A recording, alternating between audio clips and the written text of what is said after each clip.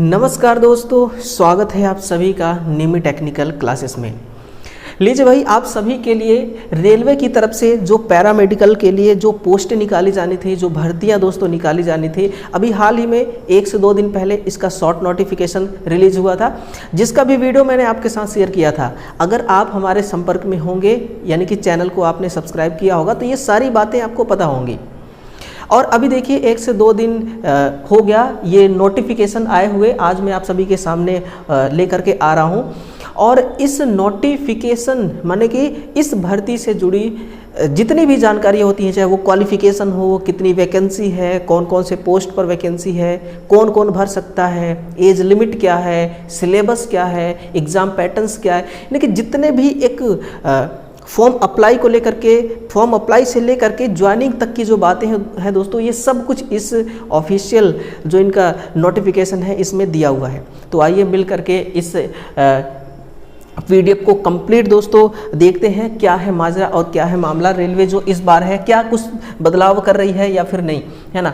तो अभी तक आपने हमारे टेलीग्राम को ज्वाइन नहीं किया होगा तो ज़रूर ज्वाइन करिएगा। ये जो नोटिफिकेशन है ना दोस्तों, सबसे पहले मैंने वहीं पर इसको डाला था, और जितने भी खबरें, नोटिफिकेशन, नोटिस होती हैं, ऑर्डर होते हैं ना, सब कुछ वहीं पर डाला जाता है। तो आपको वो गूगल की तरह अपडेट करके रखेगा, ठीक है, हर भर्ती से रूबरू करके रखेगा। तो टेलीग्राम को जरूर ज्वाइन कर लेना, डिस्क्रिप्शन बॉक्स में उसका जो लिंक है वो दिया गया।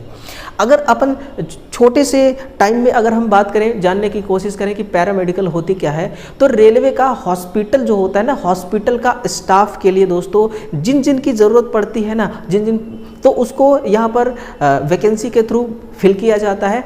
तो यहाँ पर देखिए इस प्रकार, जैसे कि आपको पैरामेडिकल से आपको समझ में आ रहा है कि ये मेडिसिन से जुड़ी ये भर्ती है ना। तो आइए देखते हैं इस भर्ती में कौन कौन एलिजिबल है। फॉर्म अप्लाई कब से होने वाला है, तो फॉर्म जो है आपका 17 अगस्त से अप्लाई होगा, यानी कि 15 अगस्त दोस्तों बीत जाने दीजिए, 17 अगस्त से स्टार्ट होगी और आपका 16 सितंबर तक यहाँ पर चलने वाली है। कुल मिलाकर के 1 महीना आपका फॉर्म अप्लाई होगा। तो मुझे लगता है 1 महीना में तो काफ़ी फॉर्म फिलअप हो जाएंगे, है ना। ALP की तरह दोस्तों कहीं ऐसा तो नहीं कि इसमें भी 19 लाख प्लस फॉर्म अप्लाई होंगे। अब देखा जाएगा कितना फॉर्म अप्लाई होता है, लेकिन 1 महीना फॉर्म अप्लाई होने वाला है। और फिर 9 दिन और आप जोड़ लीजिए, है ना। एडिट करने का इनका जो विंडो है ये खुलने वाला है, तो आपको संशोधन करना है तो आप मतलब कि संशोधन कर सकते हैं 26 तक। बाकी शॉर्ट नोटिफिकेशन में सब कुछ मैंने बता दिया है ना। डाइटिशियन लेवल 7 के लिए, नर्सिंग सुपर इंटेंट के लिए, है ना, ऑडियोलॉजिस्ट स्पीच थेरेपी के लिए। यहाँ पर नंबर ऑफ वैकेंसी है, आप यहाँ पर अपना देख लीजिएगा भाई। और जो टोटल नंबर ऑफ वैकेंसी है 1300, कितना, 1336 है ना, सॉरी 76, 1376 है। तो 1376 पदों पर मतलब कि टोटल नंबर ऑफ वैकेंसी है, इतना इस वैकेंसी को निकाला गया है 1376। अब देखते हैं आगे क्या है मामला, ये वैकेंसी भी बढ़ेगी ALP की तरह या फिर नहीं बढ़ेगी, वो एक अलग मैटर है ना। और जैसा कि हर वैकेंसी में आपको कोविड के वजह से एज में जो रिलैक्सेशन मिल रहा है 3 साल का, वो यहाँ पर भी देखने को मिलेगा। यानी कि जितनी भी भर्तियाँ आ रही हैं रेलवे की, उन सभी में जो है रेलवे 3 साल का एज जो है, एज में रिलैक्सेशन दे रहा है। और ये अनरिजर्व को भी मिल रहा है, ये आप समझ के रखिएगा। ऐसा नहीं कि किसी को मिल रहा है किसी को नहीं, ये हर किसी को मिल रहा है। ये नोटिफिकेशन दोस्तों बहुत बड़ी है ना, बहुत बड़ी नोटिफिकेशन है। लेकिन यहाँ पर देखिए ये मेडिकल स्टैंडर्ड है। अगर मैं आपको यहाँ पर लेकर चलूँ, ये जो लिखा हुआ है ना कि मेडिकल स्टैंडर्ड किस पोस्ट के लिए, C2, C1, B1, है ना, B1, C2, ये सब है। इसका मतलब क्या है, तो इसका मतलब ही यहीं पर बताया गया है। और इसका मतलब ये देखिए, B2 का मतलब क्या होगा कि फिजिकली पूरी तरह से आप फिट हो, और फिर डिस्टेंस विजन इतना हो, विद और विदाउट ग्लासेस, है ना, power of lens not to exceed 4D, है ना। फिर नियर विजन इतना होना चाहिए, विद और without glasses, work in required and must pass test for, यानी कि कॉलर विजन, और फिर बाइनोकुलर विजन, है ना, नाइट विजन और मेसोपिक विजन, है ना। ये सब कुछ B1 के अंतर्गत आता है, इसी प्रकार से C1 के अंतर्गत, C2 के अंतर्गत, ठीक है। क्या है मामला, आप इसको खुद पढ़ लीजिएगा, ठीक है। अब देखिए एज ग्रुप की बात करी जाए तो 18 से 33 जो है ना, जो अनरिजर्व और EWS के हैं उनका जो एज है दोस्तों इससे पहले का नहीं होना चाहिए, और OBC NCL इससे पहले का, और ST SC इससे पहले का, ठीक है ना। ये सारी चीज़ें यहाँ पर बताई गई है। ठीक है। और जो कि ST SC को जितना रिजर्वेशन मिलता है वो सारा रिजर्वेशन भी यहाँ आपको मिल रहा है, तो सब कुछ यहाँ पर मिलने वाला है। ये जो रेलवे की भर्तियाँ हैं दोस्तों ना, बहुत अच्छी भर्तियाँ मानी जाती हैं।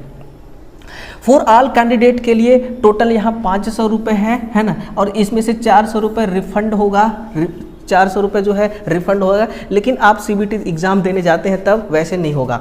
ST SC ex serviceman, physical handicapped, female और ट्रांसजेंडर है ना, माइनॉरिटी, और जो आपका इकोनॉमिकली बैकवर्ड क्लास EBC, ये जो है, और हाँ, इनको दोस्तों केवल और केवल 250 रुपये देना होगा फॉर्म अप्लाई करने का फ़ीस, ठीक है ना। तो ये भी फ़ीस रिफंडेबल है अगर आप एग्ज़ाम देने जाते हैं तो। अगर एग्ज़ाम देने नहीं जाएंगे तो फिर कुछ भी रिफंड यहाँ पर नहीं होने वाला है, ठीक है ना। और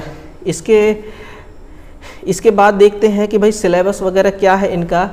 और ये वैकेंसी ऐसी है कि दोस्तों आप इंडिया के किसी भी कोने में हैं, आप फॉर्म को अप्लाई कर सकते हैं, है ना। ऐसा नहीं कि कोई बाउंडेशन है। रिक्रूटमेंट प्रोसेस की तरफ यहाँ पर चले तो रिक्रूटमेंट प्रोसेस में क्या है कि जो आपका CBT फर्स्ट होने वाला है, इसके लिए आपको टाइम 90 मिनट, क्वेश्चन 100 क्वेश्चन, और जो फिजिकल हैंडीकैप्ड होते हैं उनको एक्स्ट्रा मतलब टाइम मिलता है। तो टोटल 120 मिनट का यहाँ पर टाइम है उनको, है ना। क्या क्या पूछा जाएगा, तो प्रोफेशनल एबिलिटी, यानी कि जिस पोस्ट के लिए, यानी कि फर्दर जिस पोस्ट के लिए और जिस आपने जो डिप्लोमा किया है या फिर जो भी इसमें क्वालिफिकेशन मांगा गया, क्वालिफिकेशन के अकॉर्डिंग यहाँ पर प्रोफेशनल एबिलिटी 70 नंबर का, आपके ट्रेड से 70 नंबर के क्वेश्चन पूछे जाएंगे, 70 क्वेश्चन रहेगा। जनरल अवेयरनेस 10 नंबर का, जनरल अर्थमेटिक यानी कि वही मैथ रहेगा, है ना, और रीजनिंग 10 नंबर के, जनरल साइंस 10 नंबर का, टोटल ओवरऑल 100 नंबर का रहेगा। और इसमें क्या है कि भाई निगेटिव मार्क्स भी है ना, निगेटिव मार्क्स बिल्कुल होगा, क्योंकि रेलवे की ऐसी कोई भर्ती नहीं है जिसमें निगेटिव मार्क्स नहीं रहती, है ना। ये देखिए 1/3 का निगेटिव मार्क्स यहाँ पर आप देख पा रहे हैं ना, 1/3 का यहाँ पर निगेटिव मार्क्स है, तो यहाँ पर भी निगेटिव मार्क्स जो है ये रहेगा। फिर शॉर्ट लिस्टिंग ऑफ, इसके बाद आपका डॉक्यूमेंट वेरिफिकेशन होगा। तो इसमें ध्यान दीजिएगा, केवल सिंगल CBT होगा दोस्तों, ऐसा नहीं कि CBT 1 CBT 2 ऐसा कुछ नहीं है, सिंगल CBT यहाँ पर आपको देना होगा, है ना, सिंगल CBT में है। फिर शॉर्ट लिस्टेड होंगे, और शॉर्ट लिस्टेड के बाद जो है आगे का जो इनका DV वगैरह होगा वो सब कुछ होगा, है ना।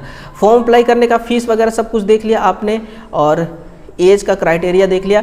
अब आइए देखते हैं कि भाई अगर आप नर्सिंग सुपर इंटेंट के लिए अगर आप फॉर्म अप्लाई करना चाहते हैं तो यहाँ पर पैसा 44,900 मिलेगा।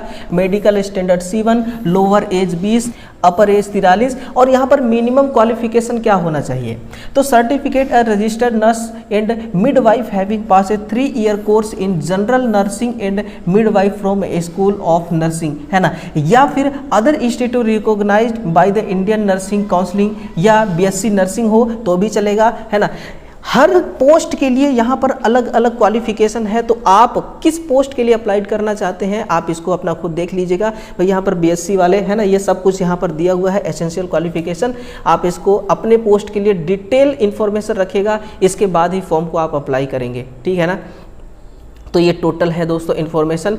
इसके बाद अब हमें लग नहीं रहा है कि कुछ और इन्फॉर्मेशन आपके लिए बचा हुआ है, तो सारी चीज़ें दोस्तों हमने आपके साथ शेयर कर दिया, है ना। सिंगल CBT एग्ज़ाम होना है, सिंगल CBT एग्ज़ाम होगा, और फिर इसके बाद आपको शॉर्ट लिस्टेड कर दिया जाएगा डॉक्यूमेंट वेरिफिकेशन मेडिकल वगैरह के लिए। इसके बाद आपका जो है ये मेडिकल और DV के बाद डॉक्यूमेंट वेरिफिकेशन के बाद फिर आपकी ज्वाइनिंग हो जाएगी। तो ये है एक वैकेंसी पैरामेडिकल का। अब वैकेंसी आना बाकी है दोस्तों आपका NTPC का और ग्रुप D का, ठीक है ना, NTPC ग्रुप D और लेवल 1 आइसोलेटेड कैटेगरी का, है ना। तो इस वीडियो को शेयर करिएगा, और फिर सेशन को लाइक नहीं किया है तो लाइक ज़रूर करिएगा, चैनल को सब्सक्राइब नहीं किया तो वो भी करना है, और साथ में हमारा ये जो ऑफिशियल टेलीग्राम है ना, इसको आपको ज्वाइन ज़रूर करना है, ठीक है। मिलते हैं अगले सेशन में दोस्तों, अपना ख्याल रखिएगा, ओके, बाय बाय।